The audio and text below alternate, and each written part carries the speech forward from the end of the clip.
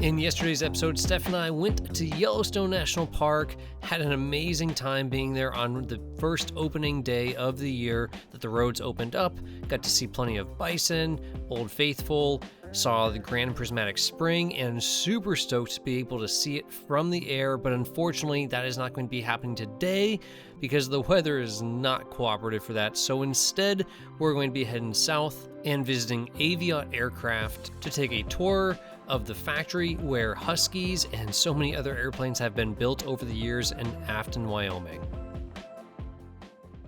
So we decided today was a better driving day than a flying day. We'll postpone the whole Yellowstone flight till tomorrow or maybe even the next day based on the weather.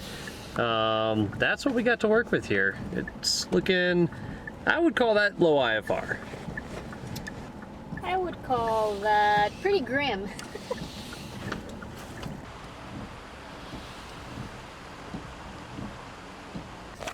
Well guys, turns out it is not summertime yet here in Idaho. We found the not so liquid water. Yep, it's still wintertime, and that's why we made up some weather days as part of our trip. Me being the super nerd I am, I wanted to learn the story of Palisades and why they call it that here. Steph wanted to stay inside of a heated vehicle. But yeah, in case you're wondering what the story is, you can go ahead and pause the video.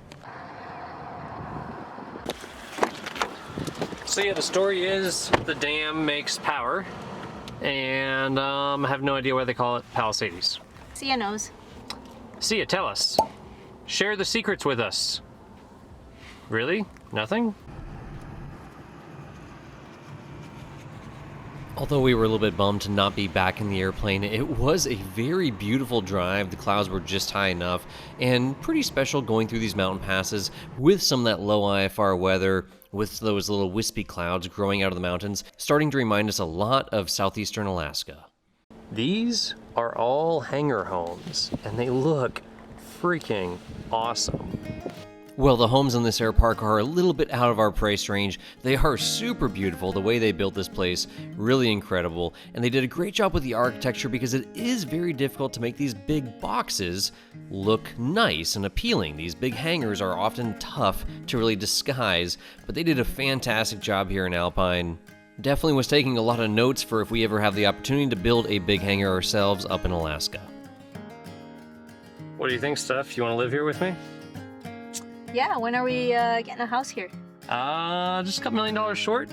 Hopefully the YouTube subscribership starts going up rather fast. Come on guys, like and subscribe. Share it with your friends. We need to buy one of these houses, and we're not going to be doing it on our own. So we're going to need a few more subscribers there on the YouTube, a little more ad revenue to help us out with affording one of these things. That's actually like such a good idea right there. Look at that. That is so you don't get so much snow in front of your hangar door when you're plowing and stuff in the winter. That is a brilliant idea. And look at that. There's LED lighting all in the eave. Like that is freaking awesome. Man, I want one of these. Good morning, everyone. Welcome back to the vlog. We are here in beautiful Alpine, Wyoming, very close to Idaho, very close to the Palisades Reservoir, which is super beautiful. And after making the smart choice last night to, or well, really all day yesterday to not fly, I say last night because the way Steph and I operate, we typically wake up so late that it's almost nighttime by the time we're ready to go fly. But after saying, you know, it's probably just not the best weather, totally, you know, mountains obscured by clouds and everything, we decided to head a little south, kind of out of the way, drive down here, take the rental car down to Alpine, hang out at Jamie's place. She's got this awesome Airbnb, which is right by the Alpine airport. Jamie Kramer, we'll put a little link in the description below for you guys. But she's got these cute little pups here. A little, oh, not a little dog at all. Hey buddy, what's your name? What's your name? A little Newfoundland there. He seems so friendly. Aren't you so friendly? Yes, you are. You look like you slobber a lot. I'm going to go back inside now. We'll show you guys the inside of the house. Just wanted to say that it's so cool that it's right by the airport. The bed was so comfy. We had coffee in the morning and our host was super nice. So we just want to invite you guys to come and check this place out. You can land right here and it's walking distance. Super cool. We stayed in Jamie's sweet Airbnb here that you could fly into. Beautiful house, beautiful view from the house, and walking distance to the airport. And a super quick walk right over to the Alpine Airstrip. So the game plan for today is to drive down to Afton here from Alpine, go check out Aviat Aircraft where they build the Huskies. Quite possibly. Huskies, quite possibly our next plane. Quite possibly. They're noted for their crashability, which is why I kind of like them, because I figure if I fly long enough, I will probably just once upon a time, at least one time, do something terribly stupid and may wreck an airplane, and it'd be great to be able to walk away from that wreck and get another airplane or build another one rather than, you know, die.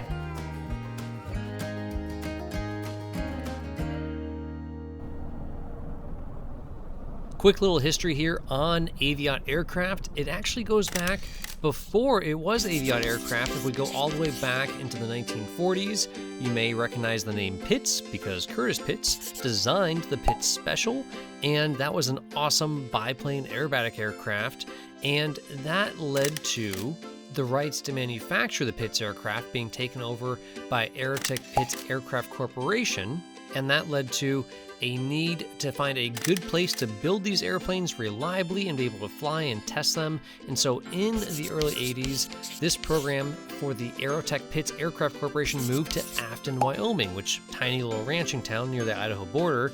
And Afton's not exactly famous for much, but it does have really beautiful mountains, great mountain flying, high density altitude, and most importantly in this case, a workforce full of mechanics, welders, and ranch fabricators, people that could figure stuff out that have been living on ranches for many years, create new things, and solve unique problems, which you encounter plenty of when building aircraft. Now, fast forward to 1985, that was when Frank Christensen, which you might recognize that name from the Christensen Eagle, another aerobatic aircraft, he acquired the Pitts production line and created Aviat Aircraft, and kept that same location there in Afton. Frank really wanted to bring back American aircraft manufacturing, something that had been kind of tapering off since World War II. Now fast forward just 2 years later to 1987, and that is when the first Aviat A1 Husky rolled off the assembly line. This was to fill a gap that had been left by Piper stopping production on the Super Cub. So there really was not anything on the market if you wanted to buy a brand new bush plane. There just wasn't anything for that anymore. Nobody was building them. So the Husky came in and filled that gap. Now, for many years, a Husky was the only way to get a nice, new production certified bush plane. Fast forward to today, and they still build these beautiful, nice new production bush planes, but you also have other people on the scene, especially Cub crafters, filling into this niche. And what you see now is brand new bush planes rolling off the assembly line, very similar price to a Cub Crafter's Carbon Cub, somewhere around the 500 or so K range. And the Huskies are super capable airplanes, beautiful airplanes. They've certainly started to cater to the niche of people that can afford those airplanes, so nice teak wood floors, fancy finishes. You don't find a lot of Huskies doing work in Alaska. You will see them flying up here. The reality is, between a Husky and a Carbon Cub or Super Cub or any Cub type airplane, a Husky's gonna fly 10 miles an hour faster and land 10 miles an hour faster. And while it's nice to go 10 miles an hour faster, roughly, well, landing 10 miles an hour slower in a Cub is going to drastically increase the number of places that you can get to in the backcountry and the type of work that can be done. And so you still see overwhelmingly Cub type airplanes doing most of the work up here in Alaska, flying hunters, gear, fuel, cargo, etc. all over the state. Anywhere there's a landing strip or a rough, unimproved area less than 1,000 feet, expect to see the Cubs out there. You will not see a lot of the Huskies doing work, but you will still see them being flown around by people up here that really enjoy having a newer production-built airplane that is tough, solid, and reliable. For a while there, you saw a lot of these airplanes end up being used by Fish and Game and other government agencies because they were new production-built bush planes, and now you have a few more players on the scene that are starting to fill this niche. Now, another thing that really sets these airplanes apart is that they are built super tough. It is a very solid, sturdy, a little bit heavy, but very solid steel chromoly 4130 fuselage, welded together right there in Afton. You can think of it as basically an internal roll cage as if you're driving around in your race car. A lot of people have had accidents in these airplanes and they have walked away from them because they are built tough. In fact, one of our friends that we just visited in an earlier episode had an accident in his Husky where he clipped some power lines, and he really does credit that solid fuselage for him being able to survive that and continue flying today. So we've made it to Afton, Wyoming. Bo here from Aviat Aircraft is going to show us around. The rental car made it the rest of the way here, although the tire pressure is kind of, lacking a little bit again. But there's a nice little nail in there that's holding most of that air in for us. So I think it's about time to go check out all these awesome airplanes. Probably my favorite thing that I saw there at Aviat. I'm not sure whatever happened to this because, well, I've never actually seen this airplane fly, but a crazy cool idea, and it's been put out there a few times, of trying to run airplanes on natural gas or propane. So you can say, oh, that sounds dangerous, but if you've ever seen airplanes crash with gasoline, it's also kind of dangerous. But what's so cool about this is the cost is so low. And when you burn propane or natural gas inside of an internal combustion engine, although it's typically making less power, it's actually so much cleaner, not just for the environment, but also for the engine itself. Forget 50-hour oil changes. You can go hundreds of hours between oil changes. You're not putting all that carbon and dirt and soot into the oil. It just runs so much cleaner, smells so much better, way better for engine life, way better for the environment, and can be a huge cost savings. Obviously, with avgas being one of the big expenses around flight schools, if you could have a fleet school airplanes burning natural gas or propane, it would drastically reduce the costs, both on maintenance and fuel. So hopefully we'll see this airplane or one very much like it flying in the near future. Would be a game changer for flight schools and trying to reduce the costs of flight training around the country. The next stop was over to the wing station where they are putting together wings. Pretty cool to see how raw aluminum comes in sheets, and then they cut and bend it to make ribs, to make all the leading edges, forms, all that different sort of stuff. They are bringing the spars in from a different provider, but that's it. Everything else is manufactured right there. And seeing the manufacturing in these small aircraft manufacturing shops, whether it's Aviat or Cub Crafters or Textron or whatever it is, obviously Textron's cranking out a few more than your average shop, but it's so cool to see these places in production. It is still what I would consider a small, not mom and pop assembly line, but it is a small manufacturing shop. It is not Ford Motor Company, and it is so cool to see these smaller assembly lines working, producing these flying machines. And if you have never had the opportunity to take a tour of an aircraft facility, whether it be Aviat or Cub Crafters, Rans, Vans, just aircraft, any of them that you can think of to name, it is such an educational opportunity, especially if you have not built an airplane before or you're not really involved in maintenance, to see how these things are put together and what is inside these wings and what are the stages of assembling an aircraft from the ground up.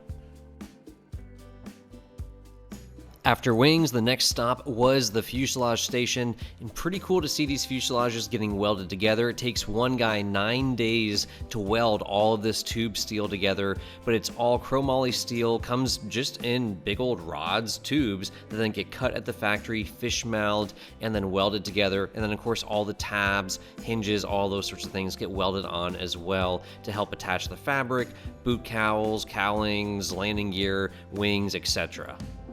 A finished welded up fuselage weighs only about 118 pounds, which is actually not heavy for a fuselage, but pretty stout. They're using pretty solid metal here. And then this massive contraption is actually the jig that helps them line everything up before they weld it, which is super useful because I could see some airplanes not being super straight if I was trying to do this, just grabbing random tubes off this tray here and holding them with my tongue to the side as I try to tack weld them in place and make a bunch of nice bubble gum holding them together, and then get the grinder out and do a whole lot of grinding, because my welds typically don't look quite this pretty.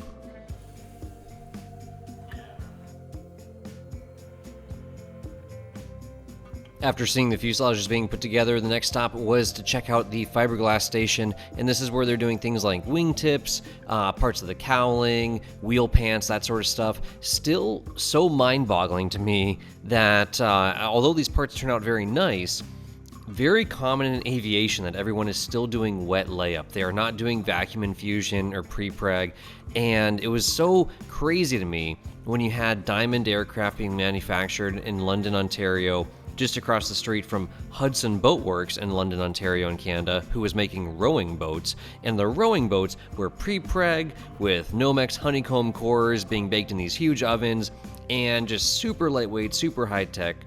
And across the street, they're building airplanes, mixing up pots of resin, slathering it on, and making one wing that weighs some amount and the other wing that weighs some other arbitrary amount. Not exactly the highest technology, but hey, it does work, and it has worked for a lot of years. So I guess sometimes simple solves it. After the fuselages are welded up, the next station is to get powder coated with this white coating to help protect them from corrosion, which is great. So if you are building an airplane, something you certainly want to do for your steel fuselage. And then they add a lot of flight control cables, a lot of the hard to reach things that are going to be a lot easier to add at this stage. Lots of the parts and pieces in the fuselage before you go ahead and start covering it with fabric. Pretty cool to see the girls in the shop here actually sewing sheets of fabric together, making the fabric coverings for the airplane as they come over here to the fabric station. And they literally just have huge rolls of Dacron that they are sewing together, making all these custom fit forms to fit nice and tight to the fuselage and to the wings. And you might wonder why people are still making fabric airplanes. Well, they're pretty darn easy to repair, they're pretty lightweight, and they just work. And fabric has come a long ways since it first came out 100 years ago, and is definitely not a bad way to go when building an airplane. If I had to have an airplane that was living outside, I'd prefer a metal one, but if I had an airplane that was going in the hangar, fabric metal certainly doesn't matter. Sometimes fabric is really preferable. After fabric comes paint, and that is one downside when you have fabric. You have that weave you have to fill in, and you typically start adding a lot of weight that you saved from using metal in the form of paint. Here they're getting 19 to 26 coats of different types of paint to go onto that fabric, protect it from UV, and then eventually give you that nice shiny finish like you see here on this belly pod. Back in the days when I was painting airplanes, these were the types of paint jobs that I absolutely dreaded when somebody wanted lots of stripes, lots of fancy curves. Although it looks great in the end, oh my gosh, is it so much work to tape off and do all those multiple layers on those wings. And certainly if you ever had to do repairs, it's definitely not the easiest thing to tackle, but boy does it look nice in the end.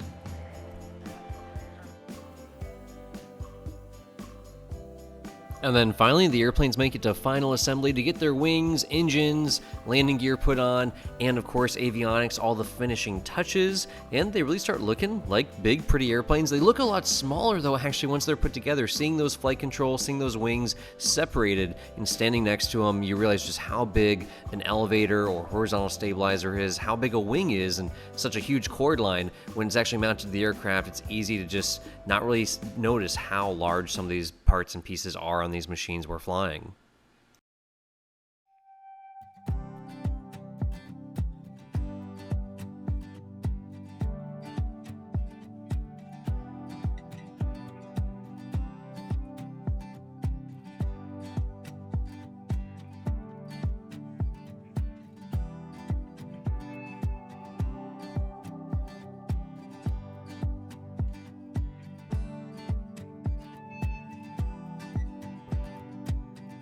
We had a nice long drive from Afton back up to Alpine and then eventually back to Jackson Hole to get the airplane to drool over the nice, pretty Husky airplanes and think about what might be our next airplane at some point in the future. But the clouds had finally parted for us, the weather was wonderful, it was time to take advantage of it, and we wanted to get back to Jackson Hole as soon as possible to get in that 170 and actually head back with the 170 down to Alpine. Meet up with the guys from the Aviat factory once again, and do a little test flying of our own in the Husky in the next episode, where we look forward to seeing you guys. And remember, if you cannot fly every day, then fly 8mikealpha.com, and we'll see you guys in the next one.